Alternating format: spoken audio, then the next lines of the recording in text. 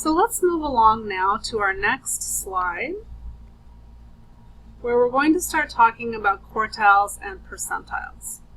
So a quartile, or one thing to understand is what a percentile tells us. So if somebody tells you that you have a value that's at the 80th percentile, what that would mean is that 80% of the values in the data set are below that value.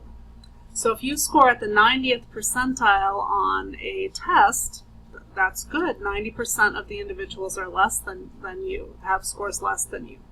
If you're at the 10th percentile, that means 10% of the scores are less than your score, and 90% are greater than your score. So understanding percentiles is important, and this is something we'll come back to also when we get into chapter 13.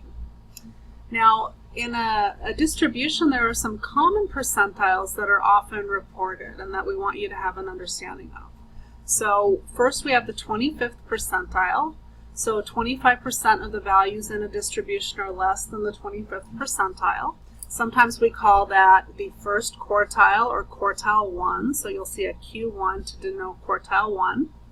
The 50th percentile is the median. The median, again, is that 50% point. 50% of the distribution is above it, 50% is below it. And then we have our 75th percentile again, where 75% of the data would fall below that value, and that is at quartile 3, Q3.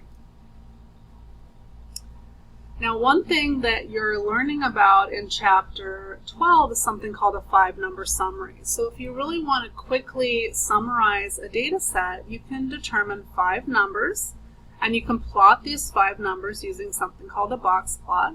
The 5-number summary, so if you're asked to compute a 5-number summary, you'd want to find the minimum, your 2 quartiles, the maximum, and the median. So that's what comprises the 5-number summary. Now, how do you find quartiles? So I wanted to talk a little bit, so let me move this out of the way here a little bit.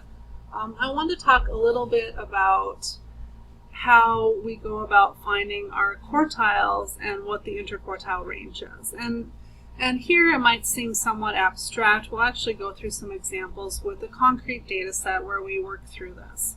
So the quartiles you might think of, I like to use this term mini-median, because essentially you find the median of the data set, and then quartile 1 would be the median of the first half of your data, everything below the median, the actual physical overall median of the data set.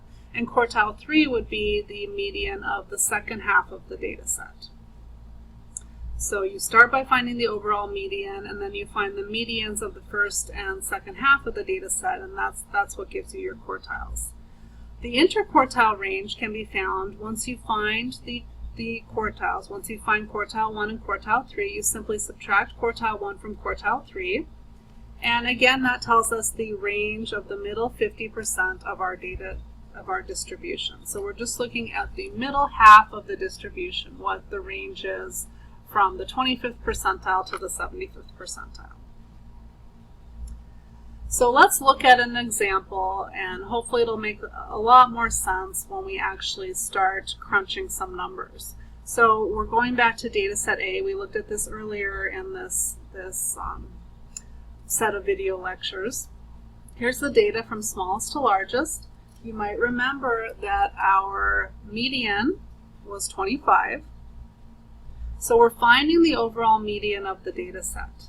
And then we see that we have half of our data here, and then we have another half here. So we want to find the median now of the first half of the data. That would be this number. So that's quartile 1. And then we want to find the median of the second half. That would be this number. This is, oops, sorry about that. This would be quartile 3.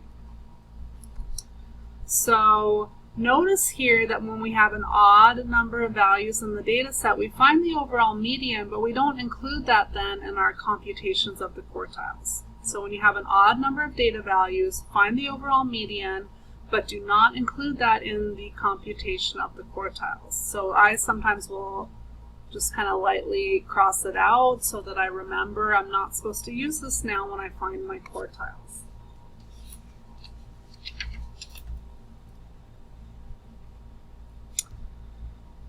So again, the 5-number summary would be our quartiles and our median, and then of course we find the minimum, or the minimum and the maximum values in our data set. Now once you have a 5-number summary, it's common practice to graph that using what's called a box plot. So a box plot is just a quick summary of our data. It's a quick summary where we're just plotting the 5 numbers from the 5-number summary. So that's a really important point to keep in mind. With the histogram, remember, we plotted the entire data set. We had our full distribution right in front of us. When you're using a box plot, you're not seeing the full distribution. You're just seeing those 5 numbers that comprise the 5-number summary. And here's what that would look like. So, and sometimes we might see a vertical orientation like this. In other cases, we might see a horizontal orientation where these numbers here are along the horizontal axis and the box plot is just essentially tipped over. But we start with our minimum. Here's quartile 1. Here's the median, quartile 3, and then the maximum. Now the distance here from quartile 1 to quartile 3, or the box within the box plot, that is our IQR. So let's say that's our IQR. So if you had 2 box plots side by side, you could compare them to each other by looking at the size of the box. If one has a wider box than the other, we know there's more variability in that data set compared to the other data set. So that's a nice thing about box plots, is that they quickly allow you to see the variability in the data set by looking at the size of the box. So let's try this again now with another data set B. So I again wanted you to think about how you would find the 5-number summary here. And look very carefully at the fact, or remember that with data set B, we had an even number of data values to start off with. So when we found the median in this case, we went to the middle 2 values, and we took the average of those to get 7. So when we have an even number of data values, the median is the average of the middle 2. And we're not going to use that particular number to compute our quartiles, but here we do use all of these to compute the quartiles. So we do use the 6 and the 8, we just don't use that 7.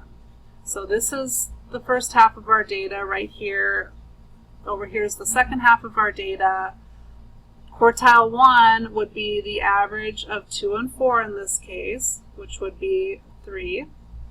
And quartile 3 would be the average of 9 and 12, which is going to give us 10.5. So I know it might seem a little tricky, but just remember that when you have an odd number of values in the data set, you do not use the overall median to figure out your quartiles. When you have an even number of data values, you split the data set in half, and you find the median of the first half and the median of the second half. Those are your quartiles. The overall median would just be the average of the middle 2 data values. So here again is our 5-number summary, so I'm including the minimum and the maximum, the median, and then our 2 quartiles. And I don't believe that I have a box plot of this one, but think about how you would create that box plot. So think about where your minimum and maximum would go. Think about the size of the box and how that would represent the interquartile range. Think about where the median would fall within that box. And we'll come back a little bit later to actually say a little bit more about how we can interpret box plots. So as I said a little bit earlier, one of the ways that box plots compare to histograms is that they're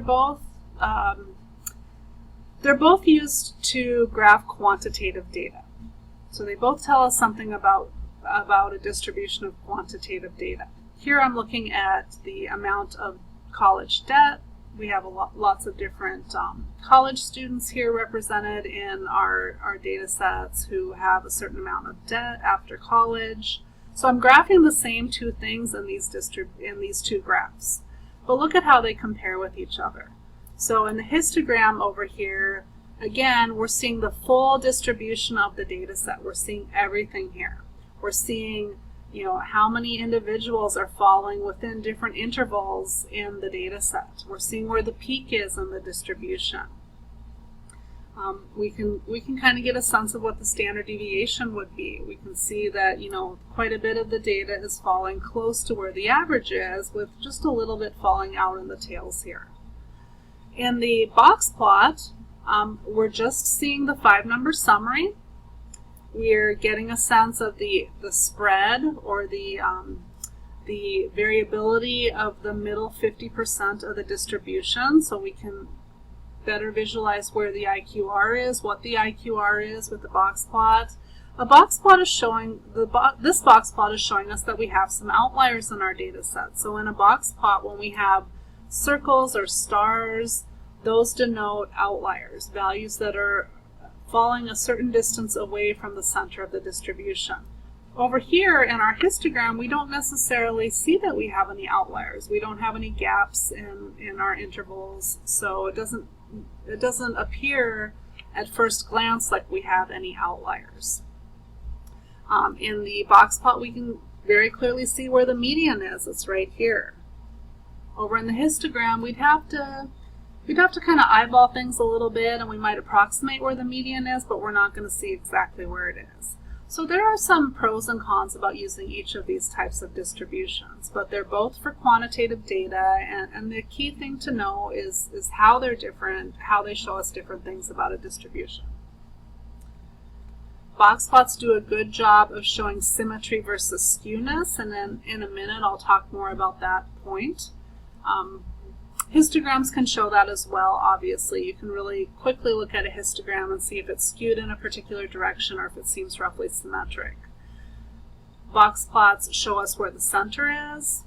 They show us something about variability, so we can really clearly see the interquartile range. They're really good in terms of making comparisons among groups. So in a minute I'm going to show you some box plots where we have several plots next to each other, and we can easily compare and contrast 2 or more groups.